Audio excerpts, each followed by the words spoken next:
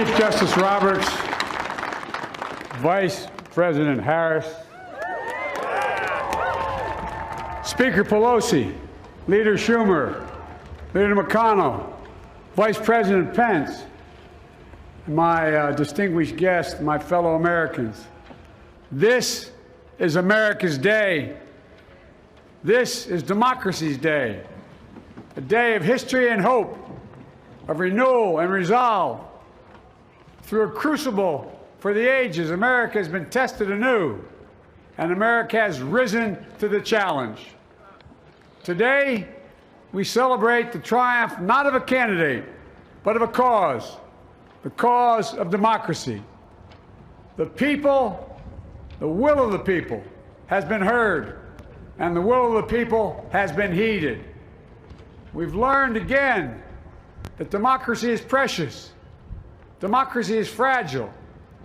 And at this hour, my friends, democracy has prevailed.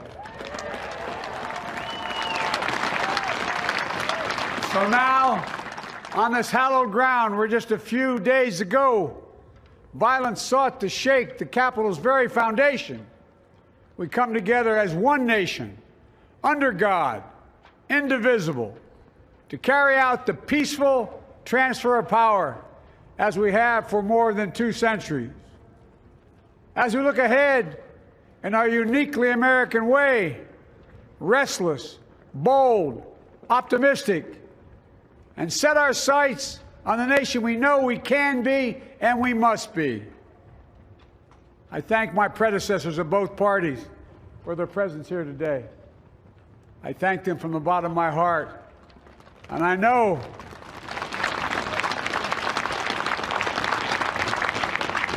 the resilience of our Constitution and the strength of our nation, as does President Carter, who I spoke with last night, who cannot be with us today, but whom we salute for his lifetime in service. I've just taken the sacred oath each of those patriots have taken, the oath first sworn by George Washington. But the American story depends not on any one of us, not on some of us, but on all of us, on we, the people, who seek a more perfect union. This is a great nation. We are good people. And over the centuries, through storm and strife, in peace and in war, we've come so far, but we still have far to go.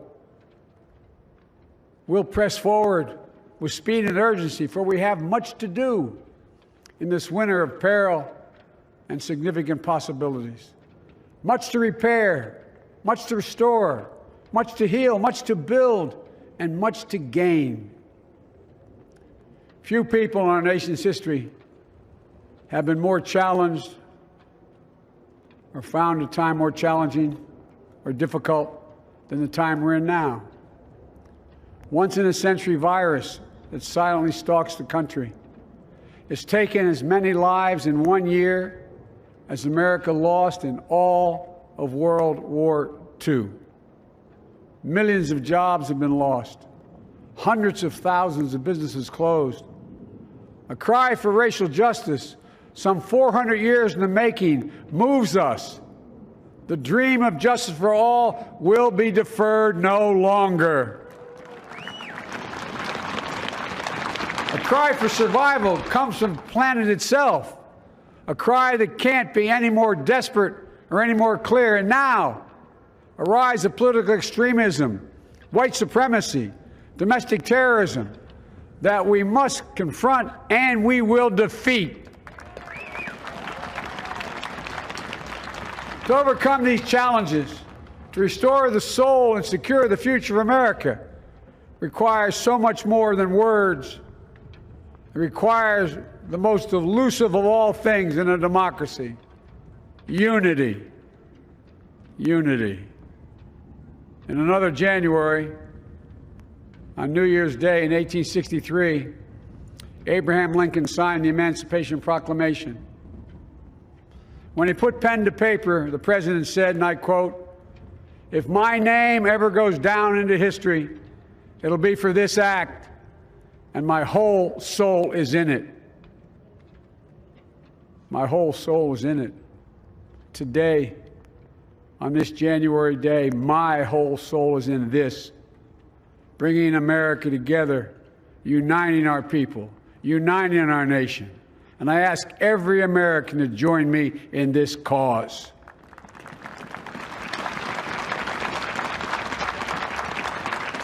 Uniting to fight the foes we face: anger, resentment and hatred, extremism, lawlessness, violence, disease, joblessness, and hopelessness. With unity, we can do great things, important things. We can right wrongs. We can put people to work in good jobs. We can teach our children in safe schools. We can overcome the deadly virus. We can reward work and rebuild the middle class and make health care secure for all. We can deliver racial justice, and we can make America once again the leading force for good in the world. I know speaking of unity can sound to some like a foolish fantasy these days. I know the forces that divide us are deep and they are real. But I also know they are not new. Our history has been a constant struggle between the American ideal that we're all created equal and the harsh, ugly reality that racism, nativism, fear, demonization have long torn us apart. The battle is perennial, and victory is never assured. Through Civil War, the Great Depression, World War, 9/11, through struggle, sacrifice, and setbacks, our better angels have always prevailed. In each of these moments, enough of us have come together to carry all of us forward. And we can do that now. History, faith, and reason show the way of unity. We can see each other not as adversaries, but as neighbors. We can treat each other with dignity and respect. We can join forces, stop the shouting, and lower the temperature. For without unity, there is no peace, only bitterness and fury. No progress, only exhausting outrage. No nation, only a state of chaos. This is our historic moment of crisis and challenge, and unity is the path forward. And we must meet this moment as the United States of America. If we do that, I guarantee you we will not fail. We have never, ever, ever, ever failed in America when we've acted together. And so today, at this time, in this place, let's start afresh, all of us. Let's begin to listen to one another again, hear one another, see one another, show respect to one another. Politics doesn't have to be a raging fire, destroying everything in its path. Every disagreement doesn't have to be a cause for total war. And we must reject the culture in which facts themselves are manipulated and even manufactured.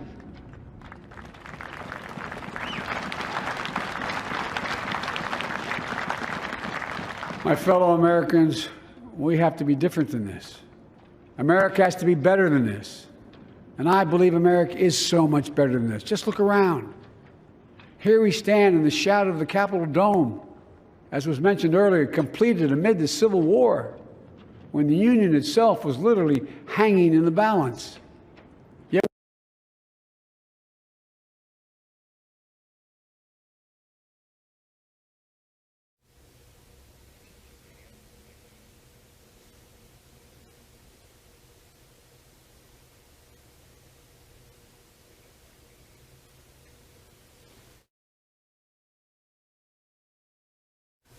Yet today, we mark the swearing in of the first woman in American history elected to national office, Vice President Kamala Harris. Don't tell me things can't change.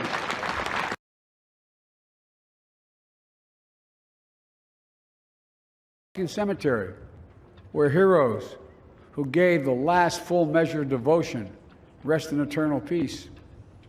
And here we stand, just days after a riotous mob thought they could use violence to silence the will of the people, to stop the work of our democracy, to drive us from this sacred ground. It did not happen. It will never happen.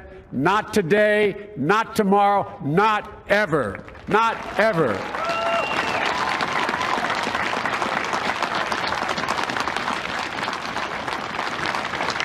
To all those who supported our campaign, I'm humbled by the faith you've placed in us. To all those who did not support us, let me say this. Hear me out as we move forward. Take a measure of me and my heart. If you still disagree, so be it. That's democracy. That's America. The right to dissent peaceably within the guardrails of our republic is perhaps this nation's greatest strength. Yet hear me clearly. Disagreement must not lead to disunion. And I pledge this to you. I will be a president for all Americans. All Americans. And I promise you, I will fight as hard for those who did not support me as for those who did.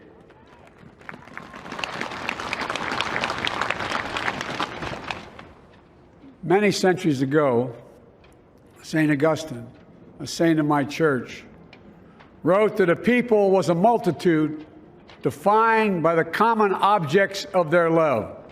Defined by the common objects of their love. What are the common objects we as Americans love that define us as Americans? I think we know. Opportunity, security, liberty, dignity, respect, honor, and yes, the truth. Recent weeks and months have taught us a painful lesson. There is truth and there are lies. Lies told for power and for profit. And each of us has a duty and a responsibility as citizens, as Americans, and especially as leaders. Leaders who have pledged to honor our Constitution and protect our nation, to defend the truth and defeat the lies. Look,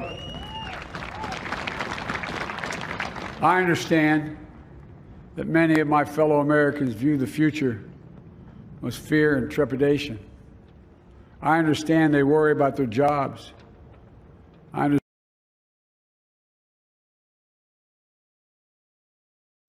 understand.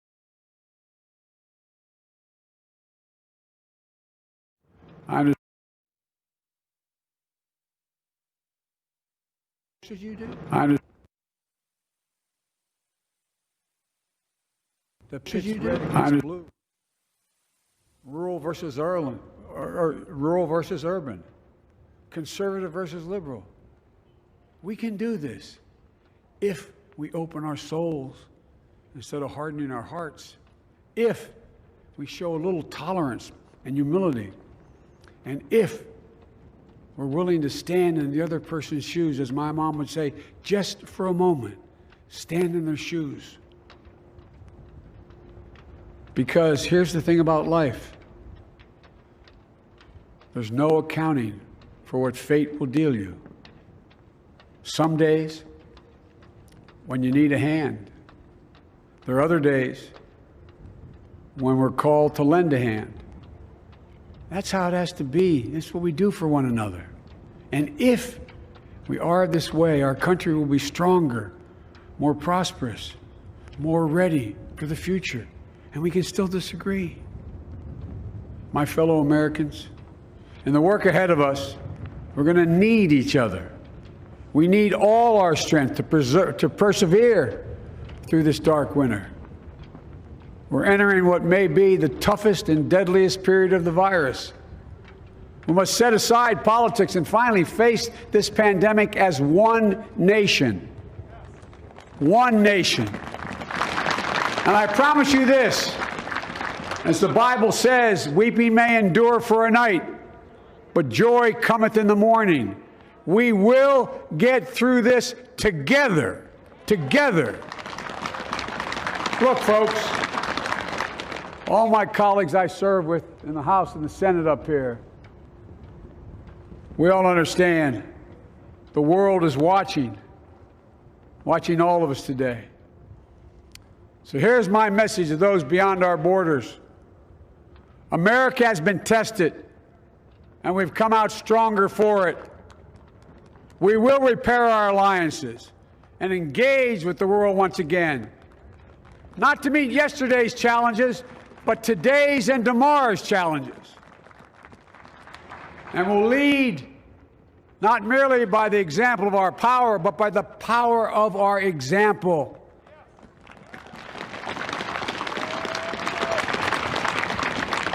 We'll be a strong and trusted partner for peace, progress, and security. Look, you all know we've been through so much in this nation. And my first act as president, I'd like to ask you to join me in a moment of silent prayer. Remember all of those who we lost in this past year to the pandemic. Those 400,000 fellow Americans, moms, dads, husbands, wives, sons, daughters, friends, neighbors, and co-workers. We'll honor them by becoming the people and the nation we know we can and should be. So I ask you, let's say a silent prayer for those who've lost their lives and those left behind, and for our country.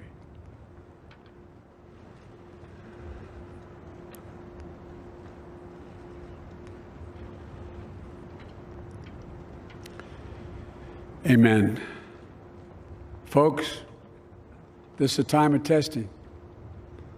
We face an attack on our democracy and on truth, a raging virus, growing inequity, the sting of systemic racism, a climate in crisis, America's role in the world.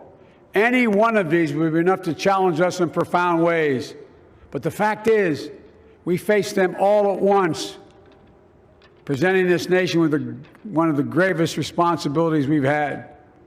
Now we're going to be tested. Are we going to step up, all of us? It's time for boldness, for there's so much to do. And this is certain. I promise you, we will be judged, you and I, by how we resolve these cascading crises of our era. We will rise to the occasion is the question. Will we master this rare and difficult hour? Will we meet our obligations and pass along a new and better world to our children? I believe we must. I'm sure you do as well. I believe we will. And when we do, we'll write the next great chapter in the history of the United States of America, the American story. A story that might sound something like a song that means a lot to me. It's called American Anthem. There's one verse that stands out, at least for me, and it goes like this. The work and prayers of century have brought us to this day. What shall be our legacy? What will our children say? Let me know in my heart when my days are through. America, America, I gave my best to you. Let's us add our own work and prayers to the unfolding story of our great nation. If we do this, then when our days are through, our children and our children's children will say of us, they gave their best, they did their duty, they healed a broken land. My fellow Americans, I close the day where I began, with the sacred oath. Before God and all of you, I give you my word. I will always level with you. I will defend the Constitution. I'll defend our democracy. I'll defend America.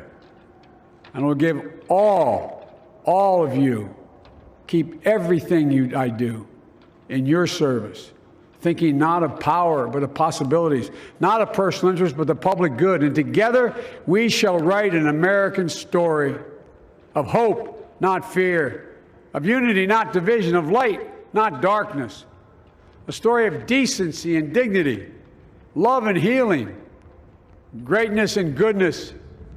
May this be the story that guides us, the story that inspires us, and the story that tells ages yet to come that we answered the call of history. We met the moment. Democracy and hope, truth and justice did not die on our watch but thrived. That America secured liberty at home and stood once again as a beacon to the world. That is what we owe our forebears, one another, and generation to follow. So, with purpose and resolve, we turn to those tasks of our time, sustained by faith, driven by conviction, and devoted to one another and the country we love with all our hearts. May God bless America, and may God protect our troops. Thank you, America.